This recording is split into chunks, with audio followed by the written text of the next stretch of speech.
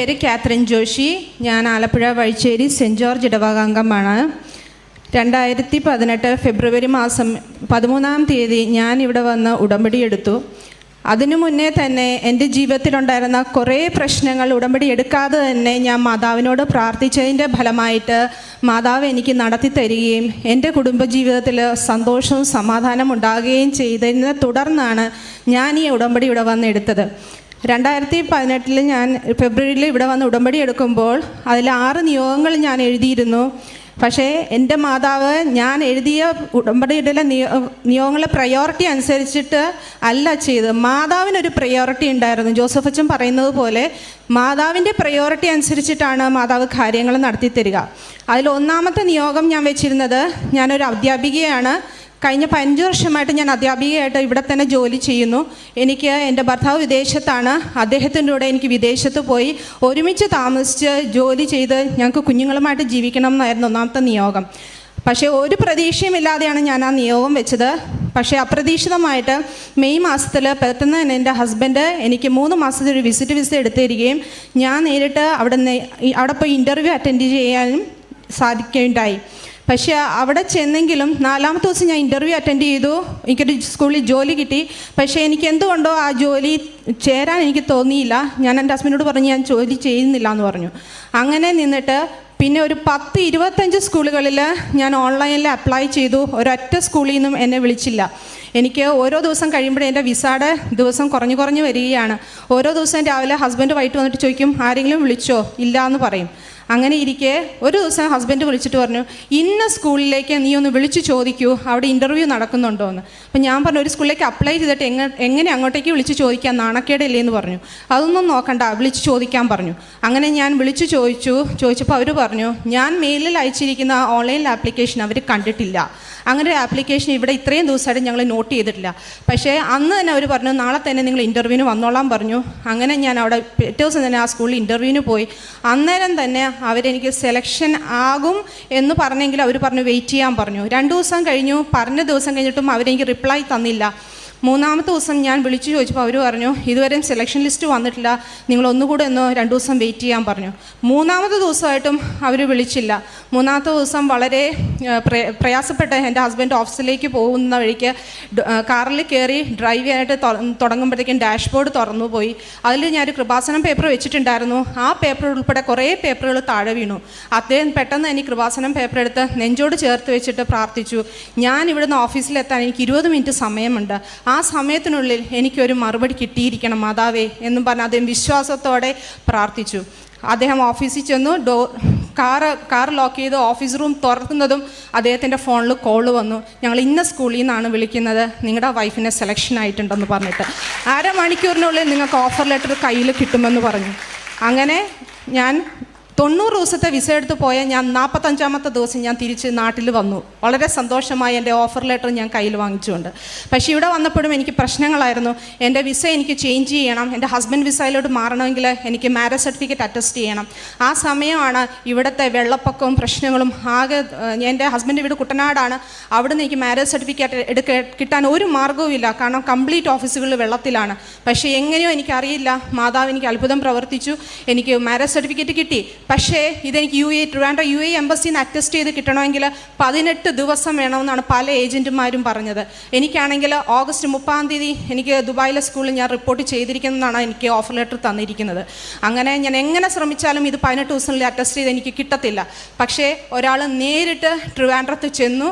എനിക്ക് വേണ്ടിയിട്ട് ഒരാൾ നേരിട്ട് ചെന്ന് കഴിഞ്ഞപ്പോഴത്തേക്കും 18 ദിവസം എന്ന് പറഞ്ഞ അറ്റസ്റ്റേഷൻ 18 മണിക്കൂർ കൊണ്ട് എനിക്ക് അറ്റസ്റ്റ് ചെയ്ത് കിട്ടി. അത് കഴിഞ്ഞപ്പോൾ ഞാൻ ആദ്യം ഇവിടുന്ന് വിസിറ്റിന് പോകുന്നത് മെയ് 30-ാം തീയതിയാണ്.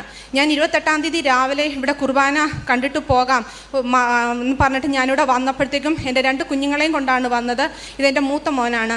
ഇവൻ അങ്ങനെ അച്ഛൻ കുർബാന എല്ലാം കഴിഞ്ഞപ്പോൾ എൻ്റെ അടുത്ത് പറഞ്ഞു, ഞങ്ങൾ അവിടെ മൊത്തത്തിൽ പറഞ്ഞു, ആർക്കെങ്കിലും തലയെ തൊട്ട് പ്രാർത്ഥിക്കണം എന്നുണ്ടെങ്കിൽ വന്ന് നിൽക്കാം, ഞാൻ പ്രാർത്ഥിക്കുന്നതായിരിക്കും എന്ന് പറഞ്ഞു. ഞാൻ അച്ഛനെ ചെന്നു. കുറേ നേരം നിന്നിട്ട് അച്ഛനെ കണ്ടു. അച്ഛൻ എൻ്റെ തലയെ തൊട്ട് പ്രാർത്ഥിക്കുന്ന കൂട്ടത്തിൽ തന്നെ ഞാൻ എൻ്റെ മോനെ വിളിച്ചിട്ട് പറഞ്ഞു, അച്ഛൻ ഇവൻ്റെ തലയിൽ കൂടെ ഒന്ന് കൈതൊട്ട് പ്രാർത്ഥിക്കണം എന്ന് പറഞ്ഞു. അച്ഛൻ തലേ തൊട്ട് കൈ വെച്ചോണ്ട് എൻ്റെ അടുത്ത് ചോദിച്ചു, ഇവൻ എന്തിനാണ് കണ്ണാടി വെച്ചിരിക്കുന്നതെന്ന് ചോദിച്ചു. എൻ്റെ മോൻ നേരത്തെ കണ്ണാടി വെക്കുന്നുണ്ടായിരുന്നു. ഈ മോൻ ജനിച്ചപ്പോൾ ഒരു കുഴപ്പവുമില്ലാതെ ജനിച്ച കുഞ്ഞാണ്. 1.5 വയസ്സായപ്പോൾ ഒരു ദിവസം രാവിലെ കുഞ്ഞെണീറ്റപ്പോൾ കുഞ്ഞിൻ്റെ 2 കൃഷ്ണമണി 2 ലൊക്കേഷനിലാണ് നിൽക്കുന്നത്. അതായത് ഒരു സ്പോട്ടിലേക്ക് നോക്കുമ്പോൾ കോങ്കണ്ണ്, ശരിക്കും അത് മനസ്സിലാക്കാൻ പറ്റും. 2.5 വയസ്സ് തൊട്ട് ഞാൻ ഈ കുഞ്ഞിനെ തിരുവനന്തപുരം തൊട്ട് അങ്കമാലി വരെ ഇനി കാണിക്കാൻ ഹോസ്പിറ്റലുകൾ ഒന്നും തന്നെ ഇല്ല. എല്ലാ ഡോക്ടർമാരും ഒരേ സ്വരത്തിൽ പറഞ്ഞു കൊച്ചിന് സർജറി വേണമെന്ന്. അങ്ങനെ ഞാൻ 2013 സെപ്റ്റംബർ മാസം മനസ്സില്ലാ മനസ്സോടെ എൻ്റെ കുഞ്ഞിൻ്റെ ഓപ്പറേഷൻ ഞാൻ ഫിക്സ് ചെയ്തു, ഡോക്ടറുമായിട്ട് കൺസൾട്ട് ചെയ്തുകൊണ്ട് അങ്കമാലി ലിറ്റിൽ ഫ്ലവർ ഹോസ്പിറ്റലിൽ. പക്ഷേ അപ്പോഴും എനിക്ക് മനസ്സുണ്ടായിരുന്നില്ല. പക്ഷേ ഒരാഴ്ച മുമ്പ് എനിക്ക് ഹോസ്പിറ്റലിൽ നിന്ന് കോൾ വന്നു, നിങ്ങൾക്ക് പറഞ്ഞ ഡേറ്റിൽ നിങ്ങളുടെ ഓപ്പറേഷൻ നടക്കത്തില്ല, ഡോക്ടർ ഏതോ കോൺഫറൻസിന് പോവാണ്, നിങ്ങളുടെ സൗകര്യം അനുസരിച്ച് ഇനി ഒരു ഡേറ്റ് എടുക്കാൻ പറഞ്ഞു. അന്ന് ഞാൻ തീരുമാനിച്ചു, ഇനി ഞാൻ എൻ്റെ കുഞ്ഞിൻ്റെ കണ്ണിൻ്റെ ഓപ്പറേഷൻ ഞാൻ നടത്തത്തില്ല. കാരണം എൻ്റെ കുഞ്ഞിൻ്റെ കണ്ണിന് മാത്രമേ കുഴപ്പമുള്ളൂ, ഇതിനെക്കാട്ടി കുഴപ്പങ്ങളുള്ള വേറെ എത്രയോ കുട്ടികളുണ്ട്.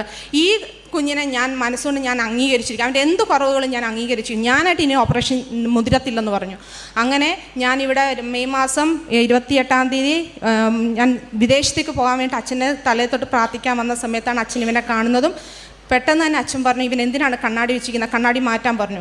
അങ്ങനെ കണ്ണാടി എടുത്ത് മാറ്റി അച്ഛൻ 2 കണ്ണിലും വെച്ച് പ്രാർത്ഥിച്ചിട്ട് അച്ഛൻ പറഞ്ഞു, ഒരു കുഴപ്പമില്ല, ഞാൻ തന്ന ഉടമ്പടി എടുത്തതല്ലേ, ഉടമ്പടി തൈലം 2 കണ്ണിലും രാത്രി കുരിശുവരയ്ക്ക് ശേഷം പുരട്ടിക്കൊള്ളാൻ പറഞ്ഞു, കുരിശു വരച്ച്. അങ്ങനെ ഞാൻ ഇവിടുന്ന് ബസ് കയറി ഞാൻ വീട്ടിൽ ചെന്നു. 1/2 മണിക്കൂർ പോലും ആയില്ല. വീട്ടിൽ ചെന്ന് കഴിഞ്ഞാണ് എൻ്റെ മോൻ പറഞ്ഞു, അമ്മ എൻ്റെ കണ്ണിലൊന്നും എനിക്ക് കാണാൻ പറ്റുന്നില്ല, മൊത്തം മൂടലാന്ന് പറഞ്ഞു. ഞാൻ പറഞ്ഞു കണ്ണാടി എടുത്ത് മാറ്റാൻ പറഞ്ഞു. കണ്ണാടി മാറ്റി ഞാൻ ഇപ്പം എങ്ങനെ ഉണ്ടെന്ന് ചോദിച്ചപ്പോൾ എൻ്റെ മോൻ പറഞ്ഞു, ഒരു കുഴപ്പവും ഇല്ല അമ്മ, ഇപ്പം എനിക്ക് എല്ലാം ക്ലിയർ ആണെന്ന് പറഞ്ഞു. അങ്ങനെ അതൊന്ന് കൺഫേം ചെയ്യാൻ വേണ്ടി ഞങ്ങൾ 3 ഡോക്ടർമാരും കൊണ്ടുചെന്നു. അവൻ്റെ 2 കണ്ണിന് നല്ല പവർ ഉണ്ടായിരുന്നു. അതുപോലെ ഡോക്ടർമാർ പറഞ്ഞിരുന്നത് സർജറി ചെയ്യണം എന്നുണ്ടെങ്കിൽ നിങ്ങൾ 12 വയസ്സിനുള്ളിൽ സർജറി ചെയ്തിരിക്കണം, ഇല്ലെങ്കിൽ പിന്നെ ചെയ്യുന്നതുകൊണ്ട് പ്രയോജനമില്ലെന്നാണ്. എൻ്റെ മോൻ ഇപ്പം തന്നെ 10 വയസ്സായി, ഇനി 2 വർഷം കൂടെ ഉണ്ടായിരുന്നുള്ളൂ. അപ്പോഴും എൻ്റെ മനസ്സിങ്ങനെ ചഞ്ചലപ്പെട്ടുകൊണ്ടിരിക്കുകയാണ്, ചെയ്യണോ വേണ്ടയോ എന്നുള്ളത്.